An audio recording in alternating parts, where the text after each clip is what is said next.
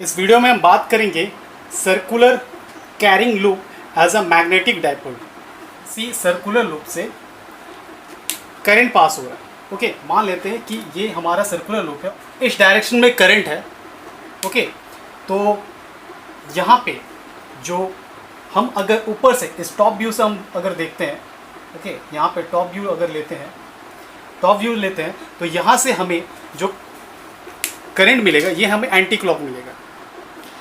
ये मान लेते हैं हमारा कोई लूप है, इस लूप पे करंट इस डायरेक्शन फ्लो हो रहा, तो आप देखो ये हमें कुछ एंटी क्लॉक दिख रहा है, ठीक है। बट इसी लूप को हम जब डाउन बेस से देखते हैं तो ये हमें क्लॉकवाइज दिखेगा, ठीक है। तो जब हम इस पे राइट हैंड थंब रूल लगाते हैं करंट के डायरेक्शन में, अगर हम इस करंट के डायरेक्शन में थंब को रखें और राइट हैंड थंब रूल लगाते हैं, ठीक है, तो हमें इस लूप के अराउंड एक मैग्नेटिक फील्ड मिलेगा। देखिए, जब हम हर टेंजेंट पे, हर पॉइंट पे अगर हम थंब को लगाते हैं इस तरह से, तो हमें लूप के अराउंड एक मैग्नेटिक फील्ड मिलेगा। इस मैग्नेटिक फील्ड का डायरेक्शन कुछ ऐसा होगा, ठीक है।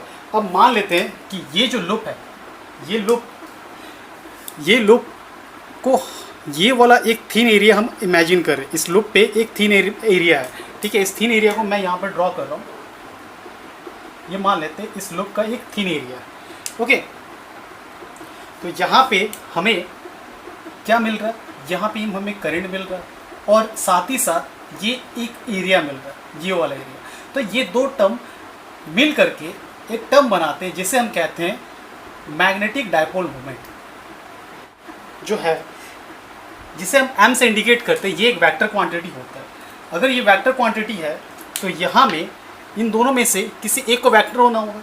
तो हम करंट को तो वेक्टर नहीं ले सकते, बट एरिया को वेक्टर लेते हैं। अब एरिया अगर वेक्टर है तो उस वेक्टर का डायरेक्शन हम कैसे फाइंड आउट करते हैं। तो मान लीजिए कि हमारे पास ये एक स्क्रू है, ओके। अब ये स्क्रू को आप टाइट कर रहे हो, तो जब इस स्क्रू को हम टाइट करते हैं कुछ इस तरह से, ठीक है, कुछ इस तरह से हम टाइट करेंगे, इस तरह से। तो जब हम जब हैंड को क्लॉकवाइज मूव कर रहे हैं, ठीक है, तो हम क्या करें, स्क्रू टाइट होगा, दैट मीन्स स्क्रू क्या डाउनवर्ड जाएगा। Screw in the case downward जाएगा जब हम हैंड को क्लॉकवाइज घुमाते हैं। तो इस जगह पे करंट क्या हो रहा है, करंट तो एंटी क्लॉकवाइज घूम रहा है, ठीक है। तो इस केस में जो स्क्रू है ये क्या होगा, ये अप साइड जाएगा।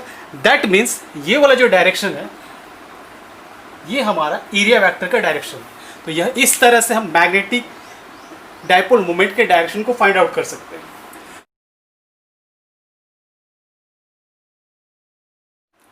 यहाँ पे एनसीईआरटी की बुक में कुछ चीज़ों को ध्यान में रख करके ये जो डाइपोल मोमेंट का जो रिलेशन है करंट और मैग्नेटिक मोमेंट के साथ, इसे समझाया गया है एक अलग ही डेरिवेशन को लेकर के। यहाँ पे जब हम बात कर रहे थे current carrying conductor in circular loop, और हम फाइंड आउट कर रहे थे उस सर्कुलर लूप के एक्सिस के किसी पॉइंट पे मैग्नेटिक फील्ड, तो हमारा जो रिजल्ट था वो ये था। इस रिजल्टेंट में स्पेशल केस में मैंने यहाँ पे ये बताया था कि ये जो सर्कुलर लूप है ये सेंटर पे एक मैग्नेट बार की तरह ट्रीट करेगा, ठीक है। तो इसी एक्सप्रेशन को लेकर के आगे बढ़ते हैं। यहाँ पे स्पेशल केस में हम इस पॉइंट को बहुत दूर कंसिडर करें। यहाँ पे जो dB है, जो मैग्नेटिक फील्ड है, नेट मैग्नेटिक फील्ड है जो हमें निकला इस सर्कुलर वायर के थ्रू, ठीक है, ये ऑलरेडी हम पढ़ चुके हैं। तो यहाँ से जब हम x को बहुत ज़्यादा दूर सेपरेट करेंगे r से, तो r ये नेगलेक्ट हो जाएगा। तो इस केस में हमें जो रिज़ल्ट मिलता है वो mu naught I square to x का पावर q। यहाँ पे एनसीईआरटी के बुक में ये बताया नहीं कि कोशिश की गई है कि किस तरह से जो मैग्नेटिक डाइपोल मोमेंट है ये एनालॉगस होता है इलेक्ट्रिक डाइपोल मोमेंट का, इस इक्वेशन को यूज़ करके। तो आइए देखते हैं। तो हमने यहाँ पे ये वाला जो रिज़ल्ट है, ये रिज़ल्ट है सर्कुलर करंट कैरिंग कंडक्टर के एक्सिस पे मैग्नेटिक फील्ड का। ये जो सर्कुलर है इसका रेडियस हमने r माना था, ठीक है, और एरिया इसका a है। इसे अगर हम देखते हैं, इस एक्सप्रेशन को हम आगे लिखेंगे। यहाँ पे म्यू नॉट, यहाँ पे हम पाई से मल्टीप्लाई करेंगे, okay, pi r square multiply और डिवाइड करते हैं पाई से। तो ये वाला जो टर्म है, ये टर्म इसका एरिया बन जाता है, ठीक है। तो ये टर्म इसका एरिया बन गया।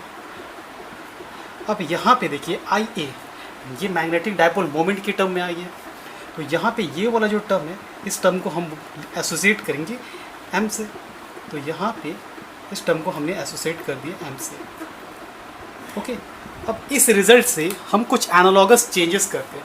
यहाँ पे बी क्या है, बी मैग्नेटिक फील्ड है। तो बी जो है वो मैग्नेटिक फील्ड है, तो इस बी मैग्नेटिक फील्ड को हम रिप्लेस कर देते हैं इलेक्ट्रिक फील्ड के साथ। म्यू नॉट क्या है, परमिएबिलिटी ऑफ फ्री स्पेस, इसे मैं रिप्लेस कर रहा हूँ 1/एप्सिलॉन नॉट के साथ, ठीक है।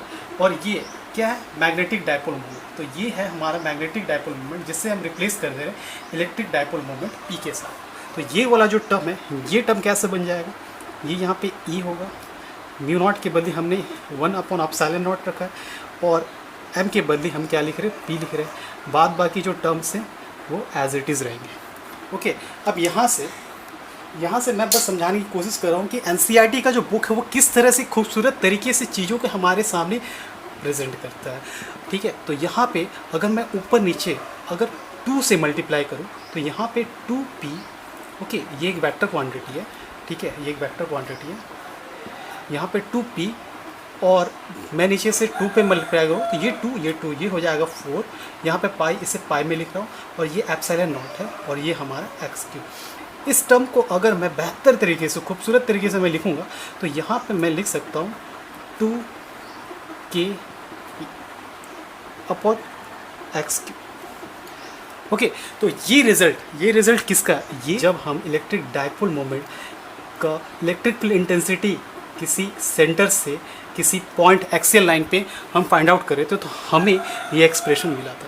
यहाँ पे देखिए इस टर्म पे भी हमें मिल रहा है, ये जो था ये डायपोल, इलेक्ट्रिक डायपोल मोमेंट, और यहाँ पे इस टर्म पे मिल रहा है हमें मैग्नेटिक डायपोल मोमेंट। तो यहाँ से देखिए कितनी खूबसूरत तरीके से हमें यहाँ पे समझाया गया कि किस तरह से इलेक्ट्रिक डायपोल मोमेंट और मैग्नेटिक डायपोल मोमेंट एक दूसरे से कनेक्टेड है। इलेक्ट्रिसिटी और मैग्नेटिज्म का जो रिश्ता है वो किस तरह से एक दूसरे से सिमिलर है, एक दूसरे से रिलेटेड है। हर इक्वेशन में ये एक दूसरे को फॉलो करता है। तो इलेक्ट्रिक डायपोल मोमेंट और मैग्नेटिक डायपोल मोमेंट ये हर फॉर्मेट में एक दूसरे के सिमिलर है।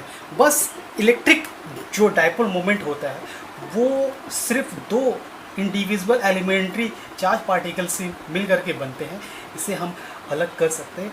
बट ये जो मैग्नेट होता है जिससे मैग्नेटिक डायपोल मोमेंट बनते हैं, जिसे मैग्नेटिक डायपोल मोमेंट को एसोसिएट करते हैं, यहाँ पे हमने पढ़ा कि एक सर्कुलर लूप किस तरह से एक मैग्नेट बार की तरह काम करता है। तो यहाँ पे इन 2 पोल को हम सेपरेट नहीं कर सकते, ठीक है। आपको मैग्नेटिक डायपोल मोमेंट समझना है तो बस मैं यहाँ तक ही आपको रिजल्ट मिल गया। बट यहाँ से इस जगह से जो एनसीईआरटी को मैंने फॉलो करके रिलेशन समझाया, यानी कि कोशिश की इलेक्ट्रिक और मैग्नेटिज्म के बीच में, ओके।